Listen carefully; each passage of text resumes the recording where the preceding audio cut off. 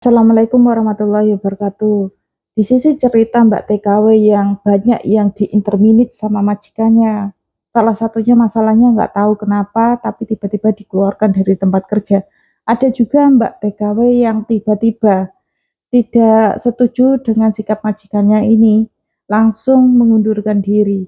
Jadi kalau kita mengundurkan diri dari rumah majikan misalnya, kita dapat perlakuan nggak baik nih dari majikan. Hari itu juga kita bisa keluar dari rumah majikan asal bayar gaji ganti rugi gitu loh, ganti rugi sebesar gaji kita. Misal gaji kita 5.000 ya kita harus ganti rugi 5.000. Kayak gitu, 5.000 setara 10 juta duit Indonesia lah. Jadi ini ada ceritanya Mbak TKW Hongkong asal Indonesia, jaga nenek lah, jaga lansia. Jaga lansia ini, si mbaknya ini mandi kan. Musim dingin di sana itu dingin banget ya guys. Waktu itu dinginnya itu sekitaran 12 derajat, itu dingin banget ya. Dingin banget pas mbaknya lagi mandi, tiba-tiba air panasnya itu dimatikan dari luar sama si nenek. Karena dinginnya itu dingin banget sampai nusuk tulang ya. Akhirnya si mbaknya ini ya mandi pakai air dingin kan karena udah terlanjur kayak gitu. Itu langsung mbaknya keluar dari kamar mandi, langsung ganti rugi majikan uang 1 bulan, terus mbaknya keluar dari tempat kerja itu, mengundurkan diri. Jadi nggak semua majikan itu yang memecat Mbak TKW. Ada juga Mbak TKW yang mengundurkan diri karena nggak tahan gitu loh guys. Jadi jangan terlalu semenang-menang. Kita juga tidak boleh menceritakan kesusahan kita dengan mereka. Ya sewajarnya aja. Jangan pernah cerita susahnya kita, kebahagiaan kita ke mereka. Nah, ini ada cerita lagi Mbak TKW Hongkong ya. Ini ceritanya sedikit unik ya guys. Uniknya itu seperti ini. Jadi mbaknya itu sebelum berangkat ke Hongkong itu kan ada yang namanya di PT Training Center ya. Terus kita dapat majikan, terus nanti di sana tertulis kerjamu apa, job jaga anak, terus bersih-bersih, jaga anak, cuci mobil, kayak gitu kan, masak. Terus rumahnya majikan itu ukurannya sekian. Tapi ternyata setelah sampai rumah majikan itu tidak sesuai guys.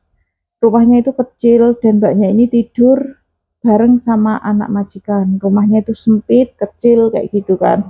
Terus mbaknya itu nggak mau.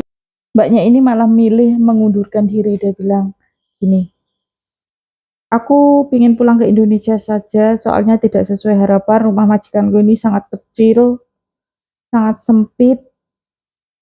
Majikanku ini miskin, jadi aku mau pulang saja. Kayak gitu. Ya memang ya guys, rumah di Hong Kong itu kebanyakan kecil. Rata-rata itu kecil. 2 kamar, 3 kamar itu jarang. Karena di sana itu tempatnya mahal ya. Banyak majikan di Hong Kong itu mereka itu pendatang kerja di sana. Kerja di sana bukan apa namanya, bukan rumah sendiri tapi kayak ngontrak gitu, kayak ngekos ngontrak gitu loh guys. Kurang lebihnya kayak gitu. Tahunan. Temenku aja ikut majikan ini ya. Majikannya itu nggak punya rumah.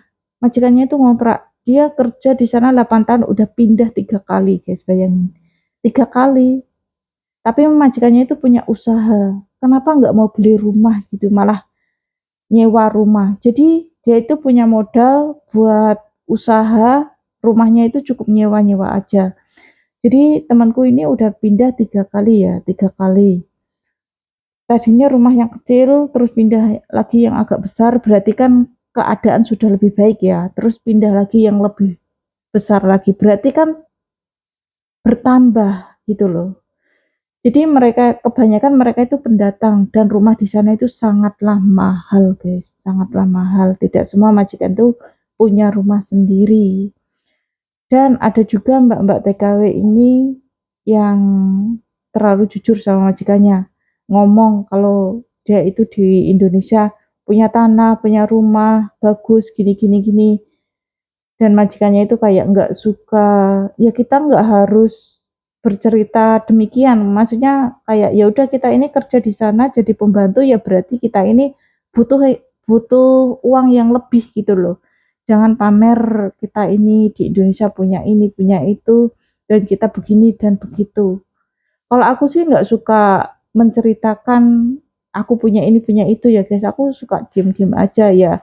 Intinya aku kerja di sana itu aku ya butuh duit ya aku patuhi pekerjaan di sana, tata cara di sana tanpa mengeluh ini itu.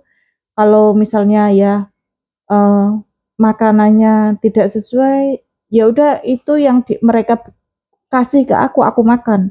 Kalau nggak suka ada duit ya beli kayak gitu aja. Kalau aku orangnya tidak mau menceritakan begini begitu, karena setiap orang itu punya kekurangan dan kelebihannya masing-masing. Yang kita anggap orang kaya, makanya cuman sayur direbus, cuman gitu-gitu aja. Majikan yang gaji kita besar kok makanya cuman kayak gini. Nah, itu bukan berarti mereka itu nggak punya ya guys ya. Jadi mereka itu punya apa ya, tatanan sendiri yang sangat sangat sangat apa sangat sangat sulit dijelaskan lah. Jadi kayak gini loh guys, mereka sesekali makan di luar, sesekali makan di rumah. Walaupun mereka banyak duit, nggak setiap saat mereka itu makan di luar. Ada hari-hari tertentu makan bareng sekeluarga di luar. Ada hari-hari tertentu mereka makan di rumah. Nah, terus di sisi lain makan yang nggak ada rasanya itu sebenarnya antara ngirit, pelit, dan bagus untuk kesehatan itu memang sulit dibedakan. Tapi lebih baik itu makan yang tidak terlalu apa namanya, ya tidak berlebihan segi bumbu, segi rasa. Itu jauh lebih baik menurutku ya guys. Tapi kita orang Indonesia itu suka salah sangka, maksudnya salah prasangka. Faktanya mbak-mbak TKW yang sudah ada di Hong Kong yang udah terbiasa cara makan orang sana makannya nasi sedikit, terus sayurannya itu hanya direbus aja tanpa bumbu, tanpa garam, itu oke-oke aja gitu loh. Banyak yang udah terbiasa seperti itu. Ya di sana ngerebus sayur aja tanpa garam. Mereka sangat sedikit. Sampai aku pulang ke Indonesia itu semua serba keasinan. Karena udah terbiasa makan di sana itu sayuran hanya direbus tanpa garam. Sampai aku tuh makan di sini kayak nggak cocok karena asin banget, semua serba asin. Bayangin selama 8 tahun aku makan ngikutin cara makan mereka. Pulang ke Indonesia aku serasa kaget walaupun aku di sana diperbolehkan masak buat sendiri ya guys, masak buat sendiri apa yang aku mau gitu. Tapi aku di sana masak juga ngikutin mereka, simple-simple kayak gitu tanpa bumbunya sedikit, asin, gula itu sangat sedikit, penyedap rasa itu sangat sedikit. Jadinya ya udah terbiasa seperti mereka kayak gitu.